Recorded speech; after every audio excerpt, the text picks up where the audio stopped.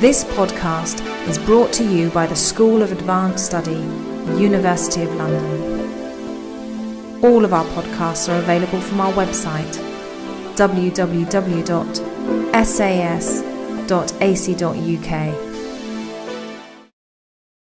I just want to say how glad I am to be here. You'll notice a change of title.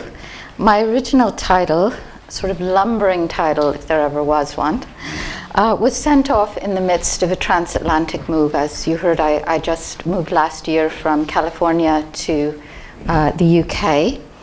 And so this is my new title.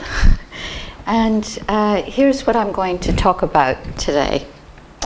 1975, a photograph of the American painter Philip Guston's kitchen.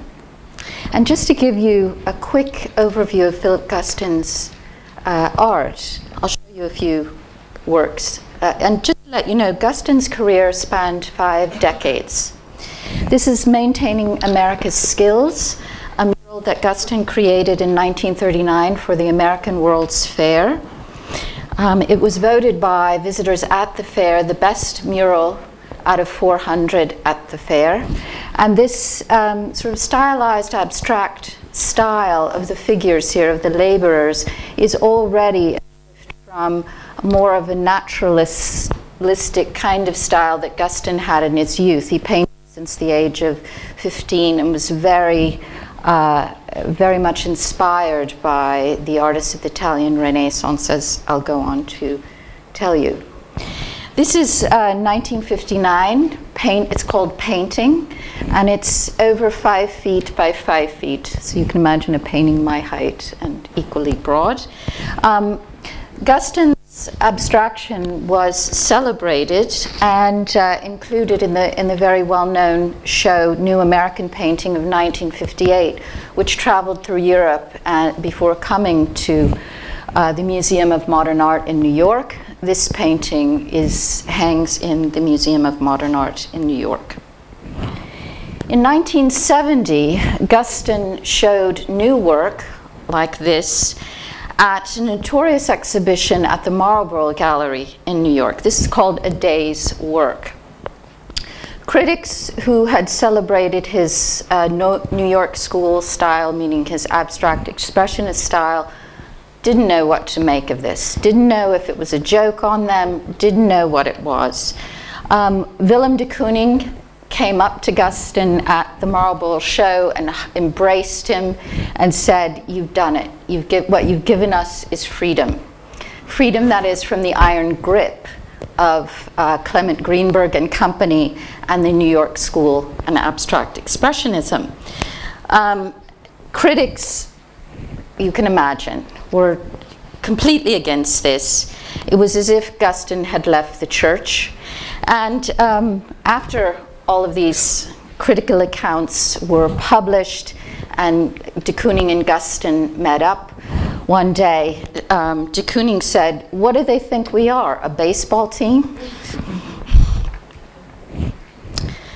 So 1975, that photo in Guston's kitchen. Like Aby Warburg and Walter Benjamin, Guston disliked the way art history set works of art into tidy packages of style and subject. The way its focus on what Benjamin called the material content, style, subject, medium, missed the truth content of the work of art. Like Warburg and Benjamin, Guston was drawn to the art of the past, and he was a sensitive seismograph. Living in a post-war world, he was anxious about what Benjamin and Hannah Arendt called world history, meaning the human capacity to wrench the world into an image of history, even of historical destiny. And this is from Benjamin and Hannah Arendt's correspondence. The reproductions in Guston's Woodstock kitchen remain consistent for decades. They are his own memory atlas. Durer, which you see here, Durer, De Chirico, Picasso of the 30s, Piero della Francesca, and of course the pyramids here. Guston never tired of looking at them. For him, these images never seemed to settle, never seemed to lose their liveliness, and he pondered why this was so. Guston was not acquainted with Warburg's writings, but his thoughts on Piero della Francesca, published in 3 essays from 1965 to 1971, evoke the magic in Piero's art that Warburg had captured in a lecture given at the Kulturwissenschaft Institute in Florence in 1914. In that lecture, the entry of the idealizing classical style in the painting of the early Renaissance, Warburg restricted himself to images linked to Constantine from antiquity to the High Renaissance. Not surprisingly, he focused on the transitional period of the Quattrocento, on its eloquence of gesture and its formal pathos. And I'm showing you here the high altar chapel of the Church of San Francesco in Arezzo, where Piero della Francesca's fresco cycle, The Legend of the True Cross, is. And I really want to thank my colleague Donald Cooper for this image, because it's an image after the restoration some 10 years ago of the frescoes, and so the color is quite good. You see here in the bottom Piero's Dream of Constantine, and then on this wall is the Victory of Constantine, and I'm going to talk about those two. And just so you know, the white in the frescoes is actually lime, the binding for the fresco, and so it has a sort of grayish blue quality, and it also has some texture in it. So you might need to imagine that, but they're just, anyway, just to give you an idea. Now, Warburg dates these to the early Quattrocento, although more recently they're dated to the middle of the century. And again, as you can see, the Dream of Constantine and that Victory take up an entire wall. So here's that dream, and then the detail of the angel at the right. In his lecture at the Kulturwissenschaft Institute, Warburg remarked on Piero's monumental heroism, his ability to subordinate the individual to the whole and to represent motifs intuitively and naturally. For him, these qualities served to transfigure illustrative realism. Warburg showed that Piero's illustrative realism includes mystery, magic, and a mixing of past and present. Here is Warburg on Piero's Dream of Constantine. 3 guards protect their ruler as he sleeps. They are on guard, but they remain untouched by the light of the angelic apparition, which displays only to the dreaming emperor, sleeping heavily, the cross that will lead him to victory. In the hands of Piero della Francesca, a study in light, which is executed with almost scientific detachment, takes on at the same time the purely spiritual capacity to symbolize a mental event mysteriously and convincingly, end quote. We might pause to notice here this combination again of scientific detachment and capturing the mystery of the light. So something akin to what we heard in the marvelous lectures on Kepler, that rational intellect and objectivity on the one hand, and intuitive imagination, in this case, imaginative grasp of the light, on the other. Turning to Piero's Victory of Constantine over Maxentius, Warburg notes that, quote, when he wanted to, Piero could paint scenes of great liveliness, but again, without any excessive mannerism. The artist's Victory of Constantine over Maxentius, though now very damaged, gives an idea of the way the artist was able to conjure up the impression of a mass of individuals, when in fact there are very few figures, and you can see that especially on the right. And here is a detail, or sorry, on the left, here's a detail of the soldier on the left to point this out. Guston also admired the way Piero could convey an impression of mass and movement with very few figures. When he was in residence at the American Academy in Rome in 1948, he traveled to Arezzo almost weekly to look at Piero's fresco cycle. He got the sexton to give him ladders and some planks so he could see them up close. Guston returned to look at the cycle over the years. On a short stay at the American Academy in the early 60s, he brought several artists who had never seen the frescoes. One of them said he found this figure here unrealistic and unconvincing. He was in battle, but his facial expression did not display sufficient emotion. Guston replied, "That's because the battle can occur at any time. Human beings will always go to war." For Guston, this figure's emotive immobility was part of the mystery and majesty of Piero's art. He placed a reproduction of this detail on a wall in his studio, where it hung for decades. In Piero's fresco, Maxentius drowns in the Tiber, but not, Warburg points out, because he has been cast down into it at the point of a lance. Listen to Warburg.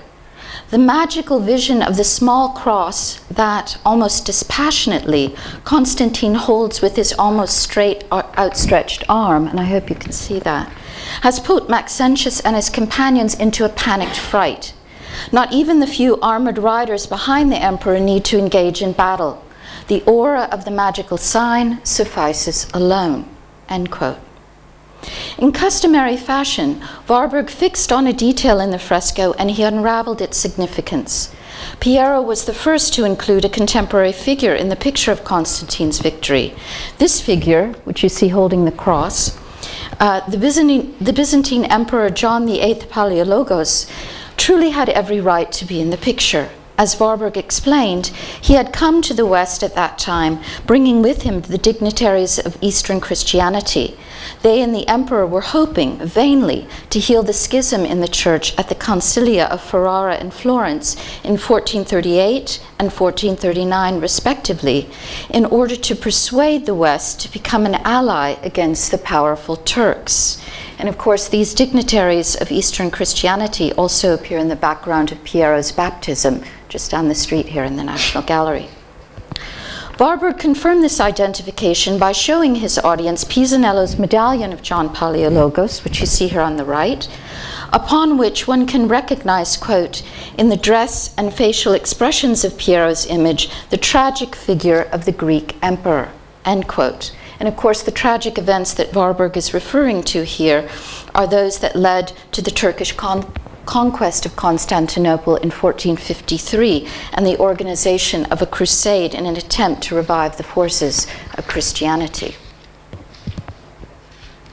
Moving to the right side of the fresco, Warburg notes that Vasari, who saw the fresco when it was still complete, writes specifically of a wonderfully painted Saracen archer, half naked and riding bareback, who is fleeing from battle, and that's here.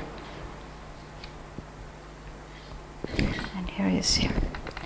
Warburg showed his audience a rough image of his appearance in an early 19th century watercolor by Johann Anton Rambourg, which you see here. This was about of 1820. Rambourg had traveled through Italy and made watercolors of many religious works. This comparison is one of Warburg's notable discoveries. The fact that the Saracen has turned up at this battle when he has no reason to be here confirms Warburg's theory that through the symbolism of the legend of the cross, one of the last Byzantine emperors, John Palaiologos, was exhorting Roman Christianity to stand by him as an ally.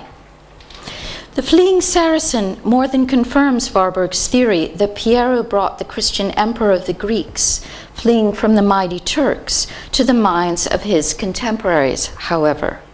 For Piero, and this is Warburg, even placed his gestural eloquence in the grand style of its ancestors at the service of the Turk. End of quote. What Warburg called the intensified pathos of life, embodied in the figure of the bareback rider, revealed the afterlife of antiquity, which is to say the persistence of profound emotion in the midst of a scene of monumental heroism. This image of intensified pathos underscores the effective power of the aura of the magical sign of the cross in the Greek emperor's outstretched hand. Without effective power, the sign of the cross could not induce such intensified pathos in the Saracen depicted at the right, or in what Warburg would call an inversion, such otherworldly calm in Constantine's soldier depicted at the left. Warburg named these gestures and forms of intensified emotion pathos formula. In the pathos formula of magic ritual, religious belief, and expressive gesture, archaic emotion migrated through time to erupt through a veneer of order and calm in images such as Piero's fresco of the victory of Constantine. In their own ways, Warburg and Guston recognized the kernel of animating pathos and the immobility of containing form in Piero's art. Warburg's term pathos formula accounts for this coexistence. For Warburg and Guston, Piero's art exists on a plane that is imagined. For Warburg, Piero's mode of depiction, and we can recall here Warburg's description, scenes of great liveliness but without excessive emotion. Piero's mode of depiction and his novel way of drawing together past and present bear this out. For Guston, it was important to underline, in any case, that the plane in painting is conceptual rather than actual. In 1978, at a panel at the University of Minnesota entitled The Big Question, Art, Not Art, Guston spelled this out, and this is Guston. The painting is not on a surface, but on a plane that is imagined. It moves in a mind. It is not there physically at all. It is an illusion, a piece of magic. So what you see is not what you see. I suppose the same thing was true in the Renaissance. There is Leonardo da Vinci's famous statement that painting is a thing of the mind. I think that's right. I think the idea of the pleasure of the eye is not merely limited, it isn't even possible. And that's a jab at Clement Greenberg, for those who know in the audience. Everything means something. Anything in life or in art, any mark you make has meaning. And the only question is, what kind of meaning? Here's Piero's baptism in the National Gallery on the left and his flagellation in the National Gallery in Urbino. The baptism is egg tempera on poplar panel from about 1448 to 1450, and the flagellation is an oil and tempera on panel of circa 1455. There's a dispute in dating and the flagellation. Again, it's never quite certain in Piero's art. As a poet friend of Guston said, these two images hung on the kitchen walls of his life. Now, I don't have time to get into detail with these paintings, and you'll undoubtedly know them in any case. I'll just comment on the way Guston considered Piero's art. In a 1965 essay, Guston's essay, Piero della Francesca, The Impossibility of Painting, Guston eloquently stated the case for Piero when he wrote, "A different fervor, grave and delicate, moves in the daylight of his pictures.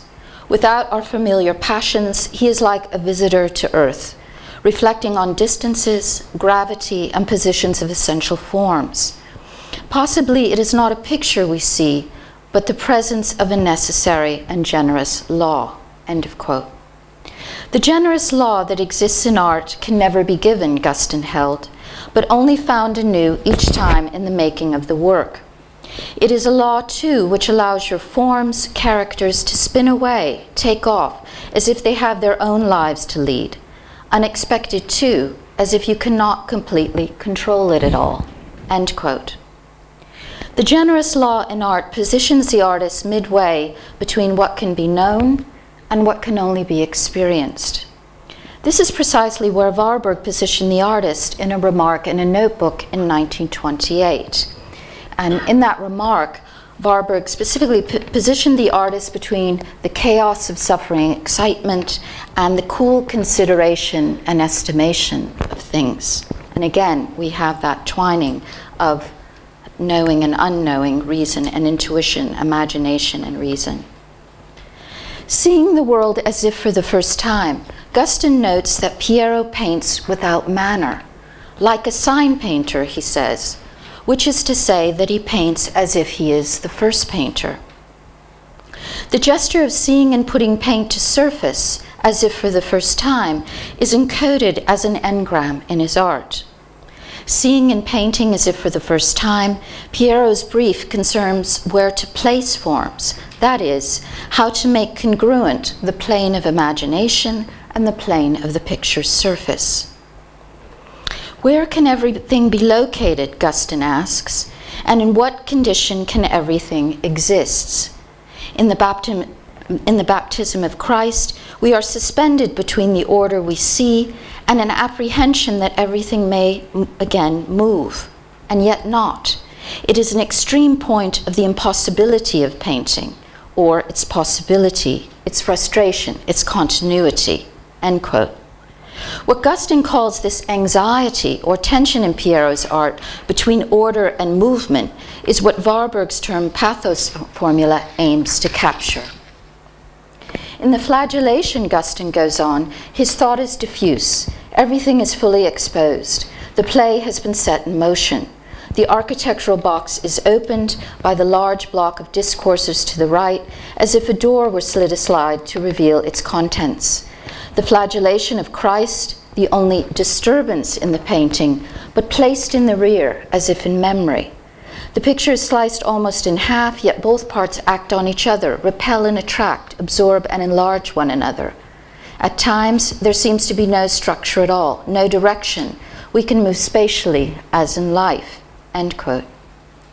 For Guston, Piero's illustrative realism served to create a living thing, painting that moved in the mind and paused on its way to becoming something else.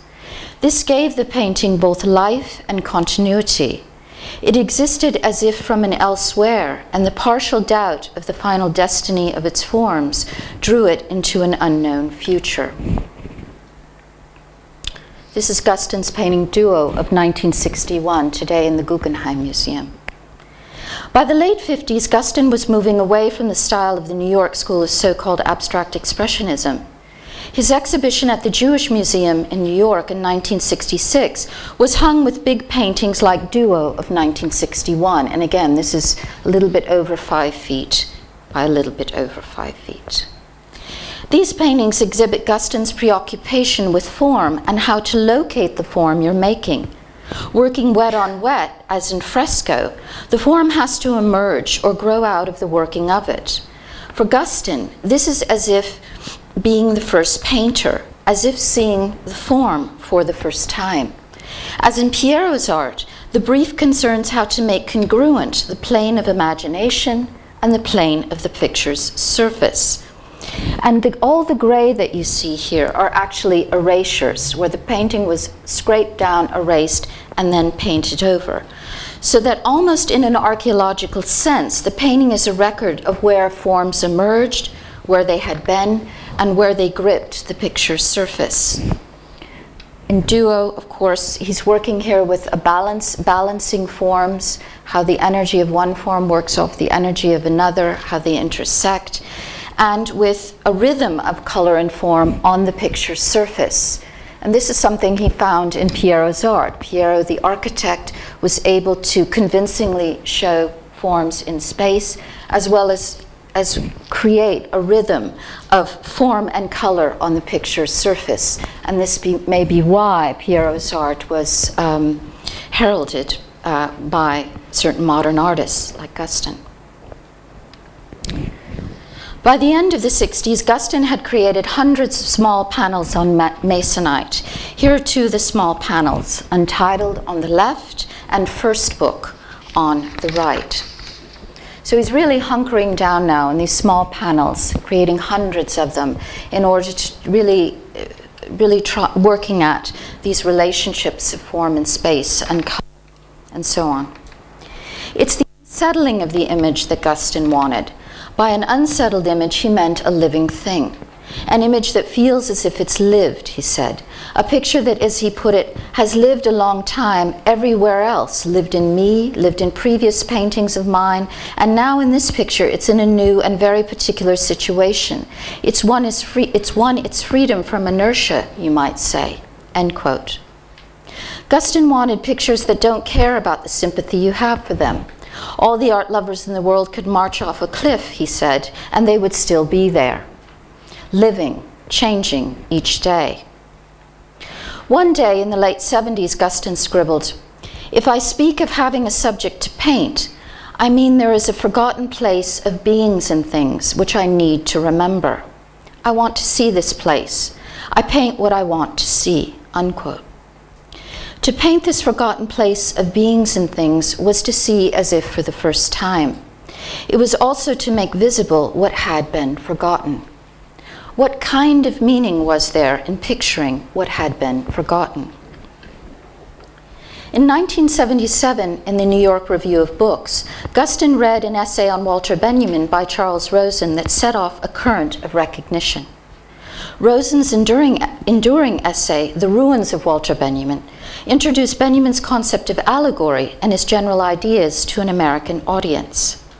In correspondence and in public talks, Guston expressed an affinity with Benjamin's concept of allegory as a form of ruin, and he seized upon Benjamin's understanding of the hermeneutic, enigmatic reaches of allegory. These enigmatic reaches appeared akin to his own intuitive sense of the forgotten space of beings and things he sought to make visible in painting. In The Ruins of Walter Benjamin, Charles Rosen focused on Benjamin's book of 1928, The Origins of German Tragic Drama, a study of German plays of lamentation of the Baroque period, and we've nicely heard a lot about that at this conference. In 1977, after many years of announcement and postponement, New Left Books had finally issued a translation of Benjamin's book in England. Now, Rosen informed, the holders of the American rights were sitting on them, and they appeared to have no intention of making the British translation of this book available in the United States, and it still exists only in the Verso edition. On account of the non-appearance of Benjamin's Baroque book in America and the general dearth of translation into English of Benjamin in 1977, Rosen's sensitive, probing essay is a watershed. The Ruins of Walter Benjamin not only provided a lucid account of symbol and allegory in the Baroque book, unusual at that time, it also emphasized the influence of early German Romantic aesthetics on Benjamin's thought. Benjamin's Baroque book highlights his penchant for evidentness, for what Adorno called the specific gravity of the concrete in his thought. For Adorno, this penchant enabled Benjamin to lead philosophy out of the frozen wasteland of abstraction and carry thought over into concrete historical images. Benjamin isolated Baroque allegory as a concrete historical image of its particular Lutheran and Counter-Reformation ambience, and he demonstrated its distinctiveness from classical and neoclassical tragedy. Whereas classical tragedy is rooted in myth, sacrifice, and the transcendent, the 17th century German mourning play is rooted in history and in a sense of history as catastrophe. Benjamin's method in the book, so baffling to his university examiners, exemplified a new kind of philosophical contemplation, and that's what Benjamin called it, philosophical contemplation. Freezing motifs, isolating obscure details, recalling in memory the so-called primordial form of perception so as to arrive at an intentionless state of knowing, Benjamin aimed to release ideas encased in abstract concepts, in images, in things, and in their histories. Classical tragedy employs the symbol predominantly. And by the way, of course, this is Durer's Melancholia I of 1514. Classical tragedy employs the symbol predominantly. The German mourning play draws on allegory and allegorical modes of presentation. The symbol unites object and meaning in its form. In allegory, by contrast, object and meaning are conceived as clearly distinct entities. For maker and interpreter, allegory is a problem of form. In the Baroque book, Benjamin examined Albrecht Durer's Melancholia I of 1514, and this is quite a small etching, which had been the subject of Erwin Panofsky and Fritz Axel's monograph published in 1923. And here, of course, we orbit Warburg and his library. Melancholia, depicted in Durer's engraving as a woman born under the sign of Saturn and the polarity of Kronos, so-called double whammy, in other words, expressed for Benjamin the earthbound heaviness of soul that Lutheranism produced in great men when it stripped human actions of all value. Benjamin writes, "In that excessive reaction which ultimately denied good works as such, and not just their meritorious and penitential character, there was an element of German paganism and the grim belief in the subjection of man to fate." Unquote. As a consequence, he continues, something new arose, an empty world. The concreteness of the Baroque, its deliberate awkwardness and love of ruin, is symptomatic for Benjamin of an empty Lutheran world. In this sense, he argues, Durer's Melancholia I anticipates the Baroque. In her proximity, quote, the utensils of active life are lying around unused on the floor as objects of contemplation, unquote. Benjamin described the theater and emblem world of the Baroque as replete with pensiveness of gravity, self-absorption, and an extreme state of mournfulness, depersonalization. In Benjamin's account, depersonalization and contemplation are linked, and they are measured through the other term. As person and world separate, any natural concourse between person and things of the world disappears. Things of the world become objects of contemplation, but the meanings of things separates from the things themselves. Hence the concreteness of things, hence their seeming awkwardness. To quote Benjamin, the most simple object appears to be a symbol of some enigmatic wisdom because it lacks any natural creative relationship to us. End quote. Things are dumb, stumm, blöde, yet their silence, their awkwardness is fringed with enigma. In Benjamin's account of Baroque allegory, contemplation is not only an effect, but it is also a force. And here we see that joining together. Alluding to Freud, Benjamin noted how life despises death and rises up against it. There's that moment. Specifically for his purposes, life rises up against the empty world and seeks to revive it through contemplation. To conjure meaning from the husks of objects becomes a human endeavor to recover what had been lost. To recover, that is to say, the meaning of the world. For melancholy men with their ear to the ground, this endeavor issued forth of what was acknowledged to be its ultimate failure. For once the world was emptied, non-communicative aspects of the world could no longer be expressed in language. Allegory, the separation of person and world, the separation of object and meaning, was a persistent aspect of the world. Object and meaning continued to be yoked together in the symbol or motivated in the sign, but the allegorist sought to break down symbol and sign in order to reveal inexpressive meaning, that lost meaning. As Rosen rightly noted in 1977, Benjamin's book is a painstaking academic exercise in explication of the Trauerspiel, an exemplum, in other words, of language as communication. It is also a plea for the esoteric, and so for non-communicative aspects of language. Language's poetic and contemplative functions, the way Rosen explains, it can transform itself into a sacred text or become petrified as a magic formula, cannot be communicated directly. Yet this nature of language exists as a necessary feature of language as communication. Benjamin captured this necessity when he explained elsewhere that words are not signs, they degenerate into signs. Signs arbitrarily stand for something other than themselves. Language as communication is a voice over the void. If allegory acknowledged the state of separation, then the melancholy allegorist set her sights on a futile repair. Silent, awkward things could expose, at best, a trace of the metaphysical living world. What kind of meaning can the artist and the art historian discover in the art of the past? Beyond the material content of subject, style, and medium, the truth content, what Warburg called the kernel of the pathos formula, what Benjamin called the living flame of the work of art, may come forward to be experienced. In a 1965 essay on Piero entitled Faith, Hope, and Impossibility, Guston wrote, "Certain artists do something and a new emotion is brought into the world. Its real meaning lies outside of history and the chains of causality," unquote. At the same time, of course, its meaning is historical. Warburg, Benjamin, and Guston understood that every mark has a meaning, and that the answer to the question, what kind of meaning, must encompass the historical and the transhistorical, the evident and the enigmatic, the expressed and the expressionless.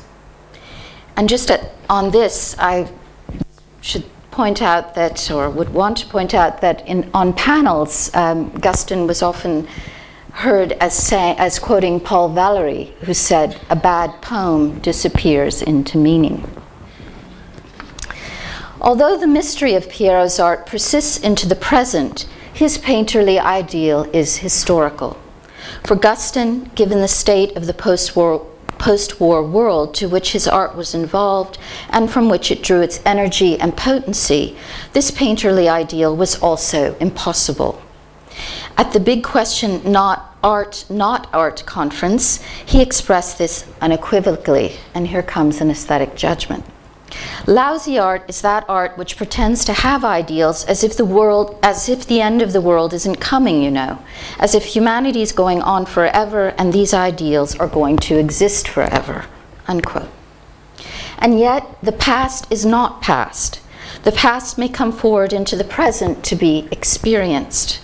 I mean, Signorelli could be working downtown, Guston said in 1978. If so, then Signorelli's art would not look like Signorelli of the Renaissance, because the artist in 1978 would not only see the art of Signorelli anew, but she would also create art that would partake of her time. Writing about Piero's fresco, The Victory of Constantine, A Victory of Christianity, Warburg said that the aura of the magical sign of the cross suffices alone. Writing about Durer's Melancholia I, an image in the ambiance of Lutheranism and the prefiguration of the Baroque, Benjamin wrote that something new arose, an empty world. These works of art partake of their time, yet they each evoke an intensified pathos of life. In the Piero, the working power of the magical sign to induce immobility or excitability. In the Durer, an earthbound heaviness of soul and the estranging enchantment of objects stripped of their workaday meanings.